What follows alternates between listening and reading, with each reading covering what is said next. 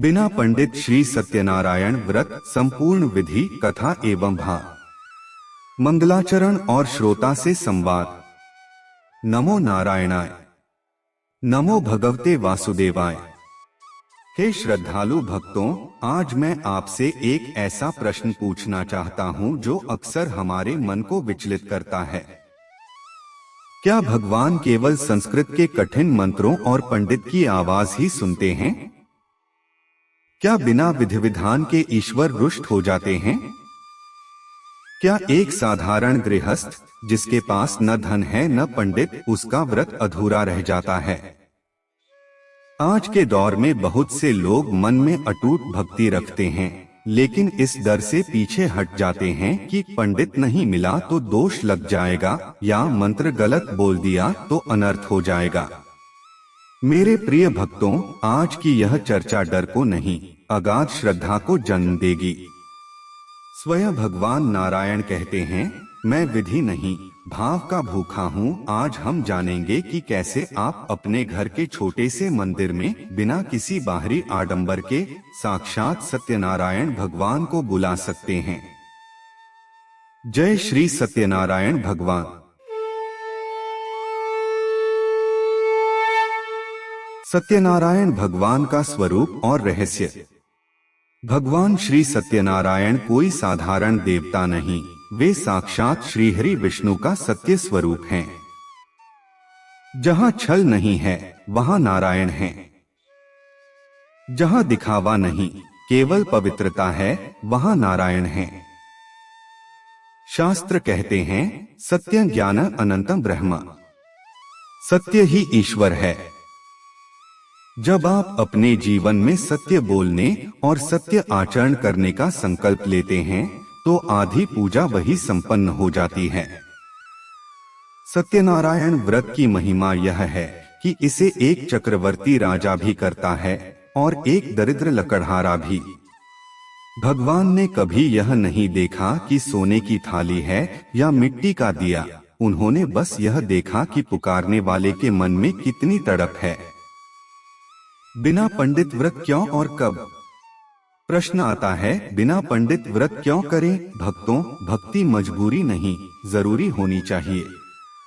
कई बार ऐसी परिस्थितियां होती हैं, पंडित उपलब्ध नहीं हैं, आप किसी दूर देश में हैं या अचानक मन में प्रभु की भक्ति की हिलोर उठी। यदि आप यह सोचकर रुक गए कि पंडित नहीं है, तो आपने भगवान की सर्वव्यापकता पर संदेह किया। क्या कोई बच्चा अपनी माँ को पुकारने के लिए किसी बिचौलिए या व्याकरण का इंतजार करता है? नहीं, वह बस रोता है और माँ दौड़ी चली आती है। वैसे ही आपकी सरल पुकार ही आपका सबसे बड़ा मंत्र है। व्रत की पूर्व तैयारी और मन की शुद्धि। सत्यनारायण व्रत केवल उस 1 घंटे की पूजा का नाम नहीं है, यह मन के अनुशासन का नाम है। एक दिन पहले क्रोध का त्याग करें, कटुवाणी न बोलें। शुद्धि, रात को सोते समय प्रभु से कहें, हे गोविंद, मैं अज्ञानी हूँ, कल आपकी शरण में रहूंगा, मेरी त्रुटियों को क्षमा कर मुझे अपना लेना। सामग्री बहुत सरल रखें। 1 चौकी, पीला कपड़ा, भगवान की तस्वीर, जल का कलश, ऋतु फल और घर में बनी पंजीरी, सत्तू या आटे का प्रसाद। सरल संकल्प और पूजन विधि। स्नान के बाद शांत मन से बैठें। बिना पंडित के संकल्प कैसे करें? हाथ में थोड़ा जल और पुष्प लें, आंखें बंद करें और अपने शब्दों में कहें, हे श्री सत्यनारायण भगवान, मैं अपना नाम बोलें, आज पूर्ण श्रद्धा से आपका यह व्रत कर रही हूँ। मेरे पास मंत्रों का ज्ञान नहीं है, नहीं मैं विधि जानता हूँ, मैं तो बस प्रेम से आपको पुकार रहा हूँ। इसे स्वीकार करें और अपनी छत्रछाया बनाए रखें। सरल पूजा क्रम।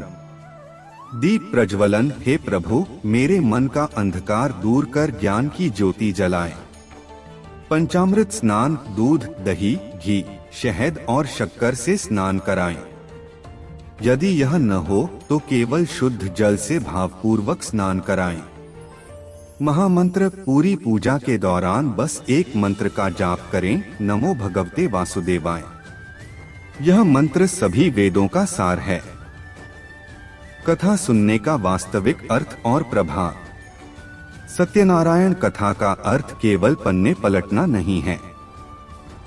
इसमें लीलावती, कलावती और लकड़हारे की जो कहानियां हैं, वे हमें धैर्य और वचन पालन सिखाती हैं। यदि आप स्वयं पढ़ सकते हैं तो शांति से पढ़ें। यदि पढ़ नहीं सकते तो मोबाइल या टीवी पर इसे ध्यान से सुनें।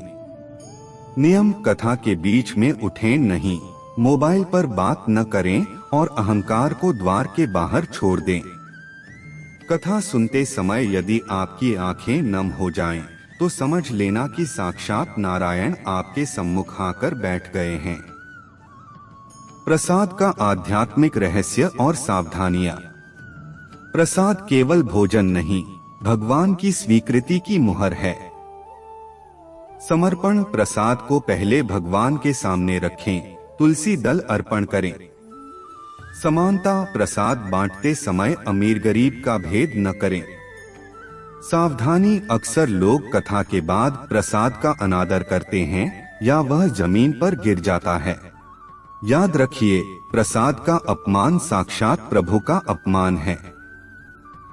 इसे श्रद्धा से माथे लगाकर ग्रहण करें। फलश्रुति और जीवन संदेश: जो व्यक्ति बिना पंडित किंतु अटल विश्वास के साथ यह व्रत करता है, उसके जीवन में 3 परिवर्तन निश्चित हैं। मानसिक शांति: उलझने सुलझने लगेंगी। समृद्धि: घर में कलह समाप्त होगा और बरकत आएगी। अभय: उसे किसी भी संकट से डर नहीं लगेगा, क्योंकि उसे पता है कि उसका सत्य उसके साथ है। अंतिम प्रार्थना: हे श्री सत्यनारायण भगवान, आज की यह सेवा आपको समर्पित है। वाणी में, कर्म में या विधि में जो भी त्रुटि हुई हो, उसे संतान की भूल समझकर क्षमा करें। जो भी भक्त इस कथा को सुन रहा है या पढ़ रहा है, उसके हृदय में सत्य का प्रकाश भर दें। जय श्री सत्यनारायण भगवान। शांति शांति शांति।